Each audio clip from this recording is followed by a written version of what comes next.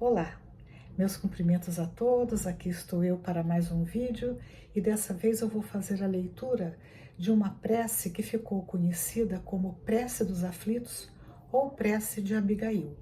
Ela se encontra no livro Paulo e Estevão, psicografia de Chico Xavier pelo Espírito Emmanuel, e ela se encontra nas páginas 162 e 163 do referido livro.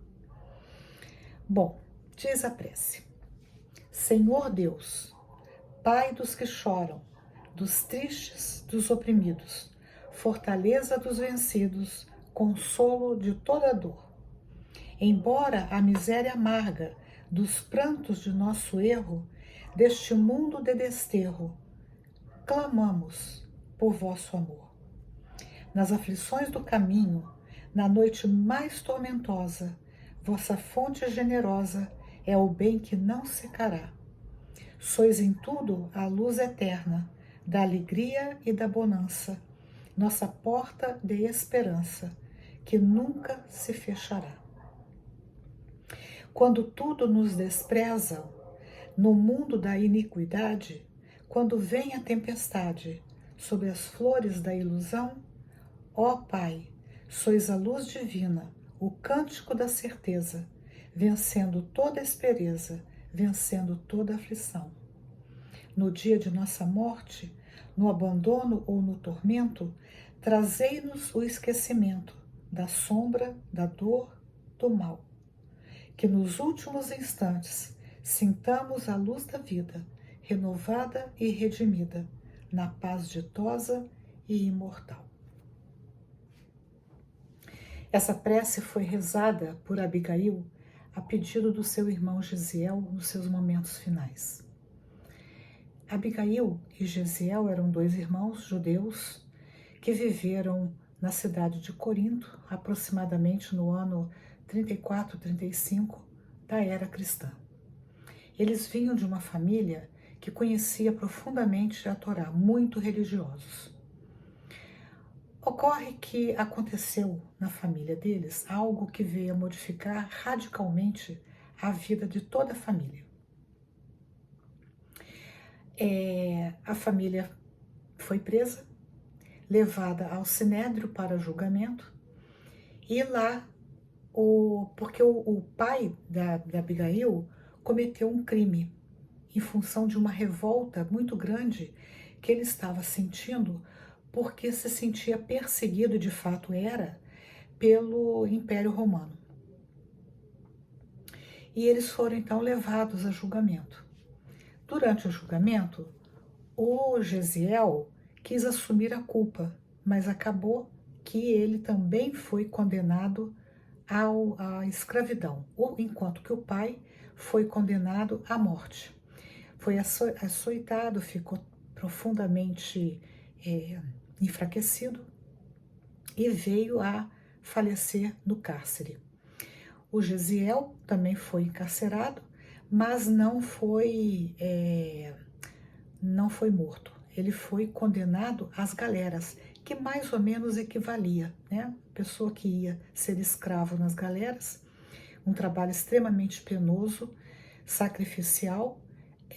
Raros eram aqueles que sobreviviam. E a Abigail foi libertada e orientada a sumir dali.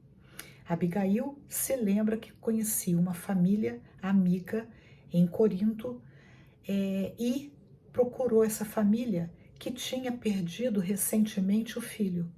Então, acolheu Abigail como filha deles. E eles se mudaram de Corinto e foram morar na propriedade, pequena propriedade desse casal, na estrada de Jope. Na estrada de Jope, ela veio a conhecer um jovem judeu, muito estudioso da Torá, que tinha um grande futuro pela frente, inclusive ele era doutor da lei, ou seja, isso é equivalente a uma espécie de advogado. E ele era um forte candidato a assumir a vaga do seu professor Gamaliel, que era uma pessoa muito bondosa, flexível, o que não correspondia exatamente à personalidade do Saulo, que é essa pessoa por quem a Abigail ele se apaixona, Saulo e Abigail. Muito bem. Enquanto isso, o Gesiel, lá nas galeras, ele está trabalhando e não era um jovem revoltado, ao contrário de muitos dos demais escravos.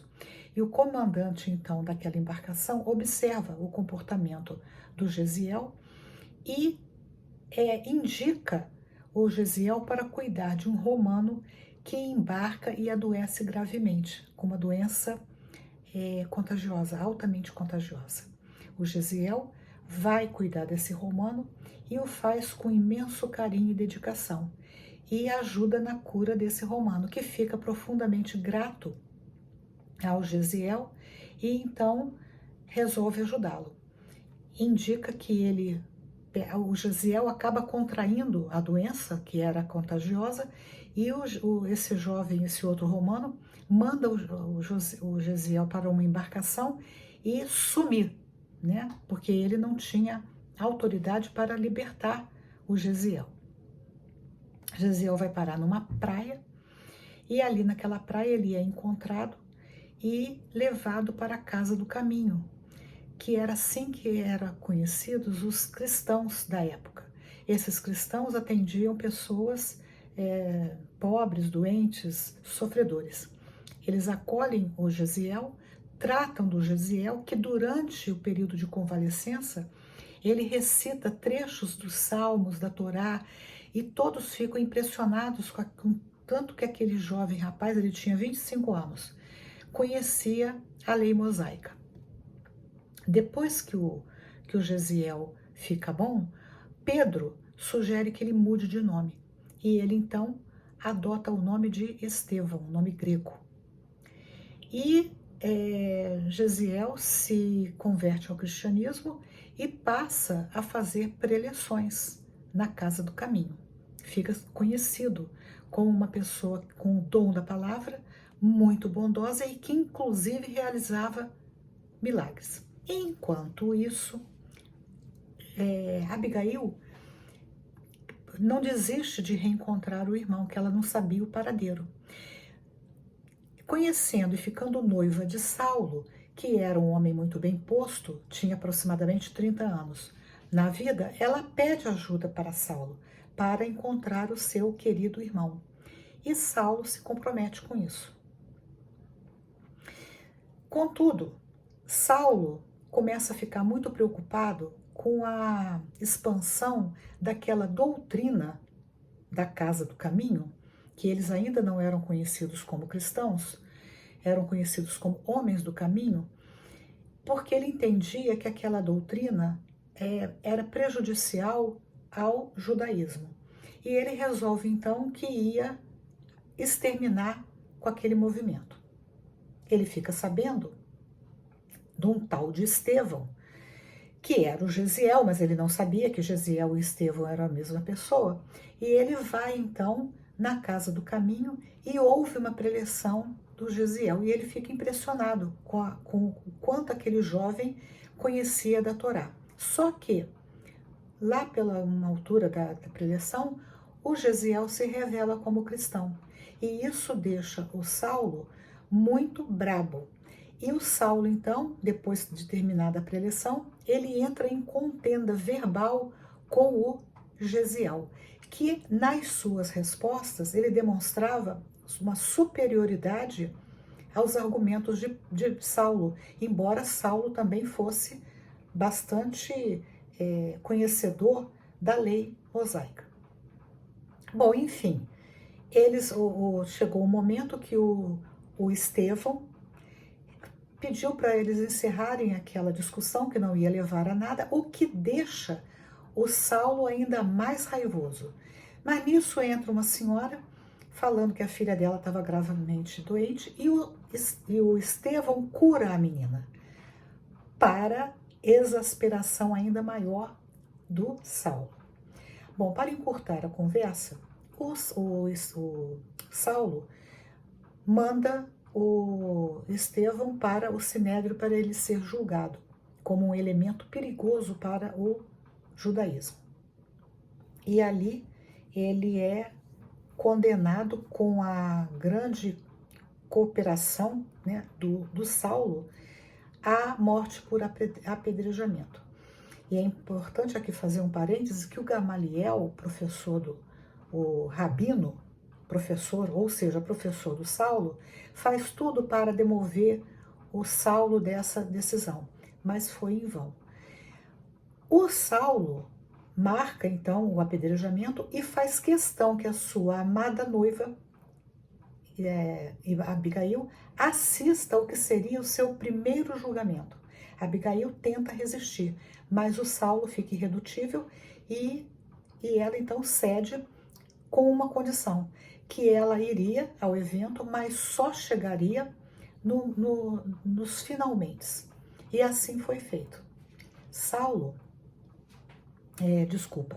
O Gesiel, Estevão, já estava todo ensanguentado quando Abigail chega, mas ainda assim, ele barbado, muito magro, ela reconhece naquele homem o seu querido irmão.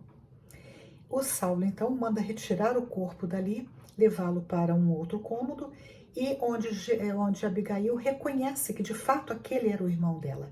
E o Gesiel, Estevão, reconhece Abigail como sua irmã. E é neste momento que ele pede a Abigail para fazer a prece dos aflitos.